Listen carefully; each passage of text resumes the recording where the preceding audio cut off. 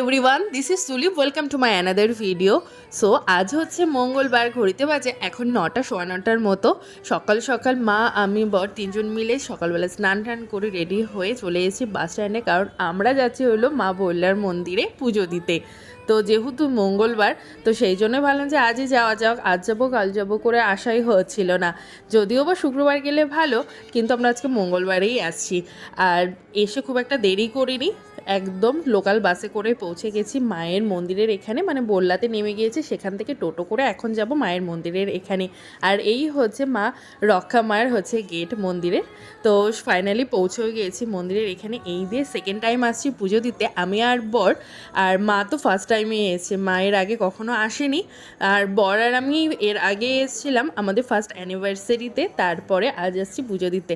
তাছাড়া মায়ের যখন পুজো হয় মানে মেলার সময়, সেই সময় তো এসছি, কিন্তু সেভাবে তো মায়ের পুজো দেওয়া সম্ভব হয় না, তো প্রচণ্ড ভিড় থাকে যেহেতু। তো ফাইনালি মন্দিরে গিয়ে আগে ভোগ প্রসাদে সব কিছু নিয়ে নিয়েছি, ডালা সাজিয়ে নিয়েছি। আর প্রচণ্ডই রোদ ছিল, তো মঙ্গলবার ভেবেছিলাম যে প্রচণ্ড ভিড় হবে, কিন্তু না, একদমই ফাঁকা ছিল মন্দিরটা। সুন্দর মতো পুজো দিতে পেরেছিলাম একদম সামনে বসে।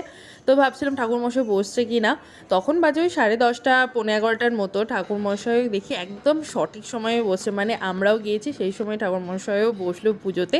এখন মাকে স্নান করাবে, মায়ের চরণ দেবে, সব কিছু মাকে করবে। সারা বছর আগে জানো তো শুধুমাত্র মায়ের চরণ থাকতো আর মায়ের ওই থান থাকতো।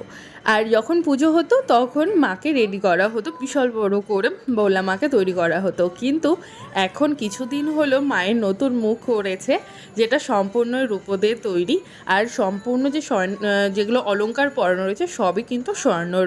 তো এখানে ঠাকুরমশাই মাকে স্নান টান করে সব কিছু রেডি করছিল, আর একদমই সামনে বসতে পেরেছি, মানে ভীষণই ভাগ্য যে সামনে বসে পুজো দিতে পেরেছি।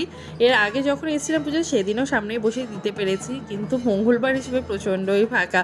আর এখানে আরও দু একজন আসছিল, তারাও একটু বলছিল ভোগ সাজিয়ে দেওয়ার জন্য, তাদের ভোগও সাজিয়ে দিয়েছি আর আমাদেরটাও দিয়েছি। আর মায়ের এখানে না শুক্রবার করে অন্নভোগ হয়, তো শুক্রবারে তো প্রচণ্ড ভিড় হয়। আর আজ আসবো কাল আসবো করে যেহেতু আসা হচ্ছিল না, আর আজকে যেহেতু মন স্থির করে নিয়েছিলাম, তো সেই জন্যই হচ্ছে আজকেই এসেছি। ভাগ্যে থাকলে আবার নয়তো শুক্রবার আসবো, মায়ের অন্নভোগের যেদিন পুজো হয় সেদিন।